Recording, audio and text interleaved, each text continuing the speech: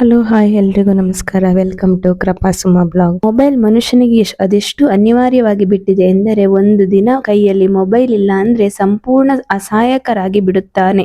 Contact ನಂಬರ್ಗಳು, ಮುಖ್ಯವಾದ ಡಾಕ್ಯುಮೆಂಟ್ಗಳು, bank ವಿವರಗಳು ಎಲ್ಲವೂ ಮೊಬೈಲ್ನಲ್ಲೇ ಇರುತ್ತದೆ. ಇತ್ತೀಚೆಗೆ ಕೆಲಸದ ವಿಚಾರದಲ್ಲೂ ಮೊಬೈಲ್ ಬಳಕೆ ಅನಿವಾರ್ಯವಾಗುತ್ತಿದೆ. ಕಳೆದ 5 ವರ್ಷಗಳಿಂದ ಕೊರೋನಾ ಕಾಟದಿಂದ ಮಕ್ಕಳ ಕೈಗೂ ಮೊಬೈಲ್ ಸುಲಭವಾಗಿ ಸಿಗುತ್ತಿದೆ. ಆನ್ಲೈನ್ ಕ್ಲಾಸ್ನ ನೆಪವಿರುವ ಕಾರಣ ಮಕ್ಕಳನ್ನು ಮೊಬೈಲ್ನಿಂದ ದೂರವಿಡುವಂತೆಯೂ ಇಲ್ಲ. ಇದರಿಂದ ಮಕ್ಕಳ ಗೇಮ್ ಅಡಿಕ್ಷನ್ ಸಹ ಹೆಚ್ಚಾಗುತ್ತಿರುವುದು ಪೋಷಕರ ಆತಂಕಕ್ಕೆ ಕಾರಣವಾಗಿದೆ. ಕೋವಿಡ್ ಕಾಲದಲ್ಲಿ ಆನ್ಲೈನ್ ತರಗತಿಗಳ ಆರಂಭದೊಂದಿಗೆ ಮಕ್ಕಳಲ್ಲಿ ಮೊಬೈಲ್ ಫೋನ್ ಬಳಕೆ ಕೂಡ ಹೆಚ್ಚಾಗಿದೆ ಎಂಬುದನ್ನು ಗಮನಿಸಬೇಕು. ಆದರೆ ಮೊಬೈಲ್ ಫೋನ್ಗಳ ಅತಿಯಾದ ಬಳಕೆಯು ಮಕ್ಕಳಲ್ಲಿ ವಿವಿಧ ಆರೋಗ್ಯ ಸಮಸ್ಯೆಗಳಿಗೆ ಕಾರಣವಾಗಬಹುದು. ಕೆಲವು ಆನ್ಲೈನ್ ಆಟಗಳು ಮಕ್ಕಳು ಮತ್ತು ಹದಿಹರೆಯದವರಲ್ಲಿ ಹೊಸ ಬೆದರಿಕೆಯಾಗಿ ಪರಿಣಮಿಸಿದೆ. ಈ ಹಿಂದೆ ಕೆಲವು ಆಟಗಳು ಮಕ್ಕಳ ಜೀವಕ್ಕೆ ಅಪಾಯವನ್ನುಂಟು ಮಾಡಿದಾಗ ಅವುಗಳನ್ನು ನಿಷೇಧಿಸಲಾಗಿದೆ.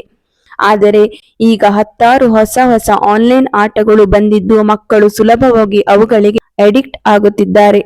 ಗ್ಯಾಮ್ಲಿಂಗ್ ಡಿಸಾರ್ಡರ್, ಅತಿಯಾದ ಮೊಬೈಲ್ ವೀಕ್ಷಣೆಯಿಂದ ಅಥವಾ ಅತಿಯಾದ ಆನ್ಲೈನ್ ಗೇಮಿಂದ ಮಕ್ಕಳಲ್ಲಿ ಮತ್ತು ಹದಿಹರೆಯರಲ್ಲಿ ಗ್ಯಾಮ್ಲಿಂಗ್ ಡಿಸಾರ್ಡರ್ ಹೆಚ್ಚಾಗಿ ಕಾಣುತ್ತಿದೆ. ಆನ್ಲೈನ್ ಗೇಮ್ಗಳನ್ನು ಆಡುವವರಲ್ಲಿ ಮಾನಸಿಕ ಮತ್ತು ನರರಾಸಾಯನಿಕಗಳ ಅನಿಯಂತ್ರಣದಿಂದ ಗ್ಯಾಮ್ಲಿಂಗ್ ಡಿಸಾರ್ಡರ್ ಕಾಣಿಸಿಕೊಳ್ಳುತ್ತದೆ. ಇದೊಂದು ಹವ್ಯಾಸವಾಗಿ ಶುರುವಾಗಿ ನಂತರ ಮೆದುಳಿನ ಮೇಲೆ ವ್ಯಸನಕಾರಿಯಾಗಿ ಪರಿಣಾಮ ಬೀರುತ್ತದೆ. ಬೆಟ್ಟಿಂಗ್ ಪ್ರಕ್ರಿಯೆಯಲ್ಲಿ ಮೆದುಳಿನ ಡೋಪಮೈನ್ ಎಂಬ ರಾಸಾಯನಿಕ ಸಕ್ರಿಯಗೊಳ್ಳುತ್ತದೆ. ಡೋಪಮೈನ್ ಸಂತೋಷ ಮತ್ತು ಪ್ರತಿಫಲ ಅಪೇಕ್ಷೆಯ ಭಾವನೆಗಳನ್ನು ಪ್ರಚೋದಿಸುತ್ತದೆ. ಬೆಟ್ಟಿಂಗ್ನಲ್ಲಿ ಗೆದ್ದಾಗ ಅಥವಾ ಅಪಾಯವನ್ನು ಎದುರಿಸಿದಾಗ ಈ ರಾಸಾಯನಿಕ ಹೆಚ್ಚಾಗಿ ಬಿಡುಗಡೆಯಾಗುತ್ತದೆ. ಇದರಿಂದ ಮೆದುಳು ಮತ್ತಷ್ಟು ಸಂತೋಷ ಪಡೆಯಲು ಬೆಟ್ಟಿಂಗ್ನತ್ತ ಆಕರ್ಷಿತವಾಗುತ್ತದೆ. ಹಿರಿಯರು ಥ್ರಿಲ್ ಮತ್ತು ಸವಾಲು ಎದುರಿಸಲು, ಮಧ್ಯವಯಸ್ಕರು ಸಾಲ ತೀರಿಸಲು ಅಥವಾ ಕುಟುಂಬದ ಆರ್ಥಿಕ ಅಗತ್ಯಗಳಿಗೆ ಸುಲಭ ಮಾರ್ಗ ಎಂದು ಭಾವಿಸುತ್ತಾರೆ. ವೃದ್ಧರು ನೋವು ಮತ್ತು ಏಕಾಂತದಿಂದ ಪಲಾಯನಕ್ಕೆ ಒಳಗಾಗುತ್ತಾರೆ ಎನ್ನುತ್ತಾರೆ ಮನೋವೈದ್ಯರು. ಜೂಜಿನ ವ್ಯಸನಕ್ಕೆ ಚಿಕಿತ್ಸೆ. ಜೂಜಿನ ವ್ಯಸನದಿಂದ ಹೊರಬರುವುದು ಹೇಗೆ? ಜೂಜಿನ ವ್ಯಸನಕ್ಕೆ ಪುನರ್ವಸತಿ. ಇದು ನಿರಂತರ ಗೂಗಲ್ನಲ್ಲಿ ಹುಡುಕಾಡುವಂತಹ ಪದಗಳು.